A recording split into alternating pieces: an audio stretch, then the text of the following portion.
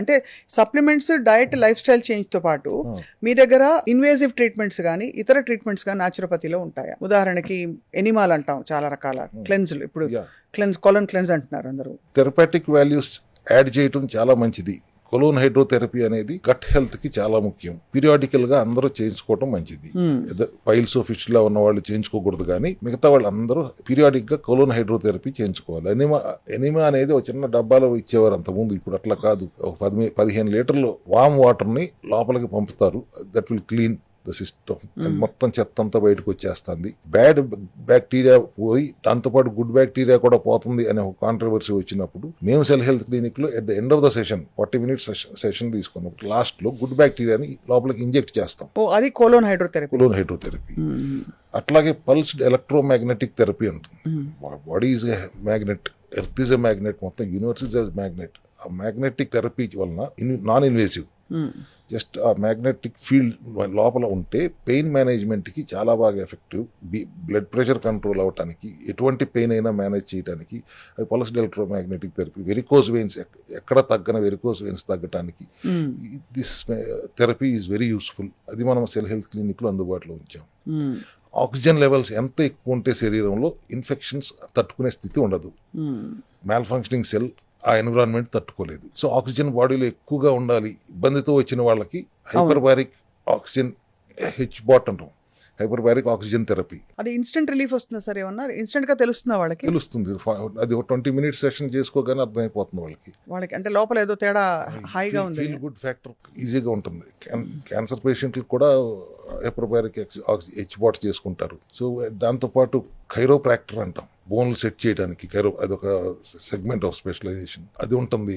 Acupressure ఉంటుంది, పంచకర్మ ఉంటుంది. వీటన్నిటిని అనుసంధానం చేసుకుంటున్నప్పుడు ఎటువంటి సమస్య అయినా ఫీల్ గుడ్ రిలీఫ్ రావాల్సిందే. అన్నిటికంటే ఇంపార్టెంట్ పెయిన్ మేనేజ్మెంటే కదా. వాళ్ళు ఆ నొప్పులు తట్టుకోలేక ఇబ్బంది పడుతున్న పరిస్థితుల్లో ఒక 21 రోజుల నుంచి 40 రోజులు ఈ థెరపీస్ తీసుకుంటే అప్పుడు మాత్రం ఖచ్చితంగా వచ్చి తీరాలి రోజు.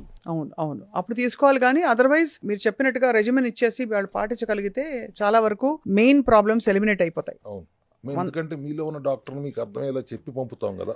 దానికి కావాల్సిన చెత్త క్లీనింగ్ అంతా మీరు చేసేస్తారు అంతే. సెల్ హెల్త్ సప్లిమెంట్స్ ద్వారా డీటాక్స్ చేస్తూ, డెఫిషియన్సీని బ్యాలెన్స్ చేస్తూ, ఆహార విధానంలో మార్పులు చెప్తూ నీలో ఉన్న డాక్టర్ పని చేసుకుని అని చెప్తా ఉంది. ఈ డీటాక్స్ అనే వర్డ్ సార్ ఇప్పుడు మోస్ట్ లవ్డ్ వర్డ్, చాలా ఇష్టమైన వర్డ్ అందరికి, చాలా అబ్యూజ్డ్ వర్డ్ ఆల్సో.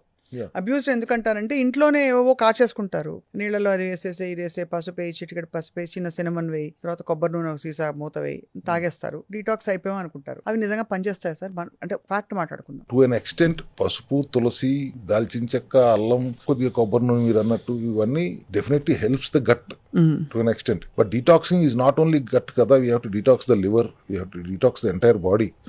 ఇప్పుడు లివర్ 500 పైన పనులు చేస్తుంది శరీరంలో. సో లివర్కి ఎటువంటి ఇబ్బంది లేకుండా చేయాలంటే లివర్ డీటాక్స్ జరుగుతూనే ఉండాలి. దానికి క్యాప్రిలిక్ యాసిడ్, మోనోలారిక్ యాసిడ్ అంట, మీడియం చైన్ ఫ్యాటీ యాసిడ్స్ ఉంటాయి. అది కొద్దిగా కొబ్బరి కురుడీల నుంచి తెస్తే ఆ నూనెలు దొరుకుతుంది. వాటిని వాడితే డీటాక్స్ అవుతుంది. ఫ్యాట్ ప్రాబ్లం, లివర్ ప్రాబ్లం లేకుండా చూసుకోవడం అనేది ముఖ్యమైన పద్ధతి. గట్తో ఫస్ట్ అయితే లివర్ సెకండ్ గా ప్రాధాన్యత. You have to give importance. And then gut brain axis లో ఎక్కడ బ్లాకులు లేకుండా చూసుకోవాలి. అది ఎలా చూస్తారు? గట్ హెల్త్ ఇంప్రూవ్ అయితే బ్రెయిన్ లో ఇన్ఫ్లమేషన్ లేకుండా చూసుకుంటానికి omega-3 ఫ్యాటీ యాసిడ్స్ వాడుకుంటాము. బ్రెయిన్ లో ఇన్ఫ్లమేషన్ అన్నారు, అది చాలా ఇంపార్టెంట్ ఫ్యాక్టర్ సార్. బ్రెయిన్ లో ఇన్ఫ్లమేషన్ ఉండడానికి ఏంటి మనకి సైన్స్ అండ్ సిమ్టమ్స్? క్లాట్స్ ఉన్నాయా లేవా అనేది ఎంఆర్ఐ లో తెలుస్తాయి. అదొకే. But important is brain inflammation వస్తానికి కారణం ఏది అనేది తెలుసుకున్నప్పుడు ముందు అసలు రాకుండా చేయాలంటే ఏంటి. So we need lots of MCTs, medium chain fatty acids అవసరం. అది మేము పుష్కలంగా అందేలా చేస్తాం. omega-3 కానివ్వండి, కొబ్బరి నూనె కానివ్వండి, which will help. And once gut is our second brain. అవును. సో గట్ హెల్దీగా ఉంటే గట్ బ్రెయిన్ యాక్సెస్ హెల్దీగా ఉంటుంది. గట్ బ్రెయిన్ యాక్సెస్ హెల్దీగా ఉందంటే లివర్ ఫంక్షనింగ్ పర్ఫెక్ట్ గా ఉంటుంది. అట్లా ఎవ్రీథింగ్ ఈజ్ ఇంటర్ కనెక్టెడ్ కదా. ఒక శరీరం అనగానే ఇప్పుడు 25 లక్షల కోట్ల కణాలు అంటున్నాను. అవును.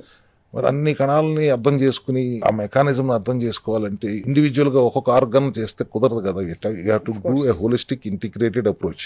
అంతే కదా సార్. చాలా ఇట్స్ వెరీ ఫ్యాసినేటింగ్ సార్ ఈ సైన్స్. అండ్ అసలు పొటెన్షియల్ ఎంత బాగుంటుందో అని ఊహించుకుంటేనే అద్భుతంగా అనిపిస్తుంది. అంటే మనం ఒక పర్టికులర్ ఫంక్షనింగ్ కెపాసిటీతో ఇలా బండి లాక్కొస్తున్నాం. బట్ మనమే మన పీక్ మన లోపల డాక్టర్ జాగృతమై Hmm. నిజంగా మన పీక్ ఉన్న చిన్న చితక సమస్యలు కూడా పోయి, పెద్ద సమస్యలు ఉంటే అవి కూడా పోయి, మనం కంప్లీట్గా ఫంక్షనల్ అయిపోతే ఎంత బాగుంటుంది, ఎంత అద్భుతంగా ఉంటుంది ఆ ఫీలింగ్. వెల్నెస్ ఉండాలంటే అది నాట్ ఓన్లీ డాక్టర్ని అర్థం చేసుకోవటం కాదు, లోపల ఉన్న శక్తిని కూడా అర్థం చేసుకోవాలి. కొద్ది ఆధ్యాత్మికత కూడా అవసరం. అవును. ఇవాళ అది లోపిస్తుంది. You have to know yourself first and know your doctor within. There is a doctor within, there is a god within అనే దాన్ని మనం అర్థం చేసుకుంటే, లివింగ్ అపార్ట్ ఎనీ రిలీజియన్, ఆ రెండు అనుసంధానం చేసుకుంటూ శరీరానికి కావాల్సిన ఆరోగ్యాన్ని ఆహార విధానం ద్వారా ఇస్తే ఇట్స్ కంప్లీట్ అవుతుంది. అంతే కదా సార్.